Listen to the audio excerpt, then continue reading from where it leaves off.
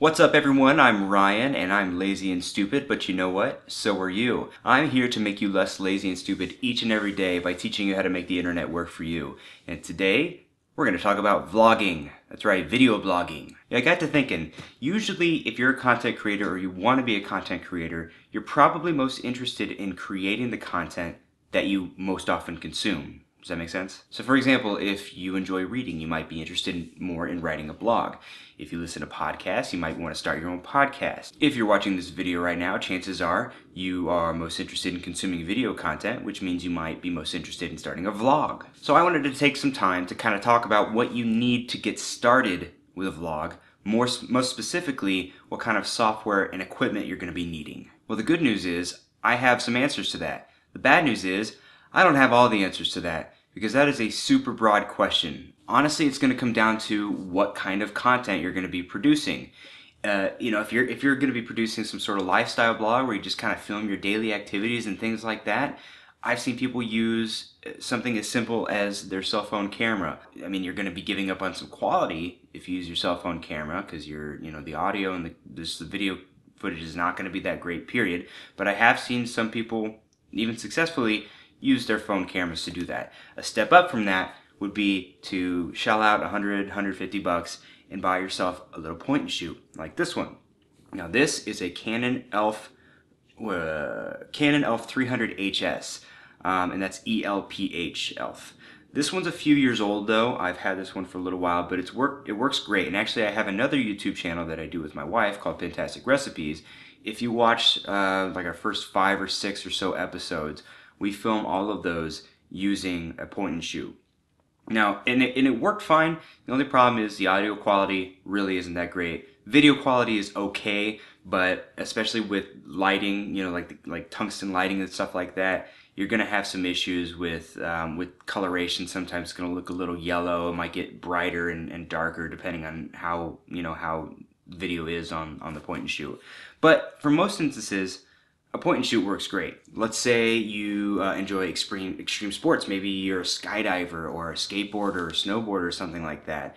A point and shoot's probably not going to work too well for you because it's kind of hard to hold a camera and skateboard and skydive and whatnot. So in that case, you need to use something more like a GoPro camera, which you've probably seen those. Those a lot of times will attach to helmets and things like that. Those cameras are made for that type of activity. Now for me, see, the setup that I have, I can pretty much just pop the camera on a tripod and talk into it. I want my videos to look really good though, and I want the sound to be good as well. So if you're really concerned about video and audio quality and you want to step it up a little bit, it might be best to jump up to a DSLR camera of some kind. For me personally, I use a Canon T3i DSLR. Now it is one of their more entry-level DSLR cameras. You can usually get the T3i with the lens kit, the 18 to 55 millimeter lens kit, for under $400 or so. And I'll put a link in the show notes so that if you want to check that out, you can. But it's a great camera. There are a couple flaws to it. For me, it works perfectly, like I said, because I'm going to stay this far from the camera. I'm not, it just has to be on a tripod. I can just talk to it. However, if you're doing action shots, at least with the T3i, it doesn't have automatic zoom. So for the T3i, for me, everything, all the zoom and everything like that is manual. So that's a little bit of a downfall. Also, the microphone, the onboard mic for the Canon T3i, not very good.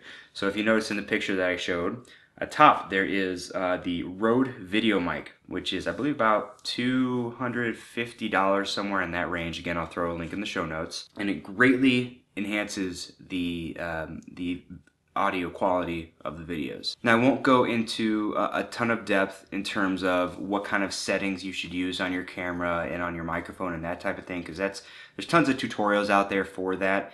And honestly, this would be a pretty long video if I decided to go that in depth.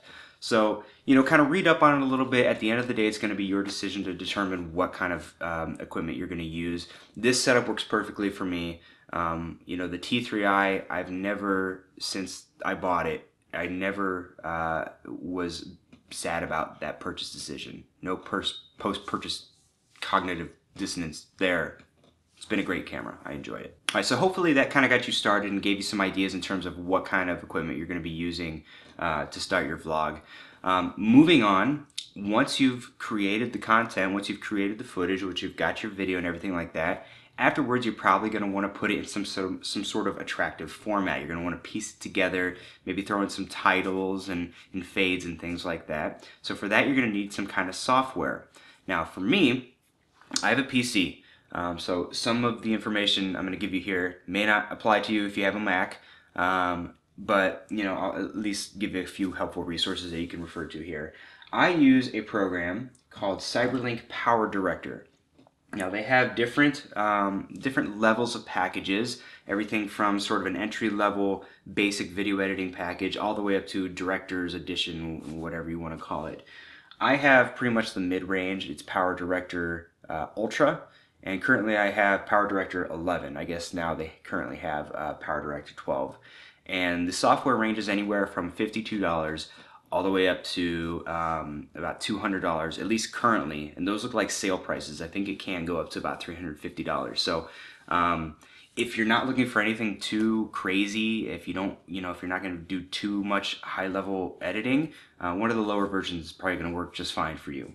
Some of the features that I enjoy about the Power Director, it creates shadow files for you. And what that is basically, and this may be the same for most quality video editing software, I'm not sure, but if you're using large video footage, for example, like video that's created from the T3i, it usually creates very high definition video footage for you.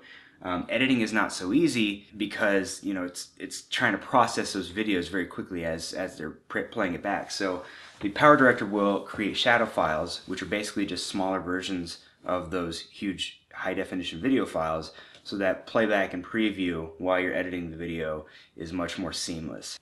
There's tons of different rendering options, so you can render in AVI, MP4, WMV. You can even render just the audio from a video clip if you want. Maybe if you want to do a vlog and a podcast combination, some people do that. There's also a bunch of other features like fades and titles and text options and things like that you can refer to. Even if you want, if you've got an awesome webcam that you can use, you can even capture directly into Power Director from your webcam, which is another option. So something to consider. If you are using a Mac, chances are, and I had, when I was at one of my previous jobs, I did have a Mac for a while. I made a couple videos using iMovie, and I never really had any issues with that. It's not going to be as full-featured as this, but it does work. Also, another option for Mac and also PC is Adobe Premiere Pro. That's the program that most video editors that I talk to recommend. The only problem with now that they've gone cloud-based or whatever they call it, it's $20 a month. You can't just outright pay for Adobe Premiere Pro. You have to pay $20 a month. And I don't know about you, but I don't want to do that, so I'm going to go ahead and stick with the Power Director. Now, one piece of software that I am still looking for, I'm still kind of doing some research, is for desktop recording software. So if you have any examples or if you have any suggestions, please let me know. And desktop is just basically recording your screen as you're using it. I've tried a couple of them. A lot of them don't typically do what I want them to do. The one that I'm currently looking at right now is Bandicam. Bandicam, and it seems like it's going to be a good option. The only problem with it is it's not free. It is $39 for the license, so I'm still trying to decide. There are free options out there. One I used was working just fine, and then all of a sudden it stopped working, and I couldn't figure out why, so not sure. If you have any suggestions out there, free or not, let me know, because I do plan on doing some more in-depth video tutorials kind of showing you more exactly what I'm doing on the internet. And the last software resource I will share with you today is called Audacity. Now this is not actually related directly to video. This is actually a free open source audio editor for you. So let's see, if you're doing some screencast recording, some desktop recordings, and maybe your desktop recording software doesn't come with an audio recording option, or if you just want to kind of improve the audio sound, or even if you record video and you just want the audio in your video to sound a little bit better, download Audacity, and it's a pretty full-featured audio editor. Kind of surprising how well it works and how good it is for being free software. But definitely something to check out. Again, that is an option that's only for Windows.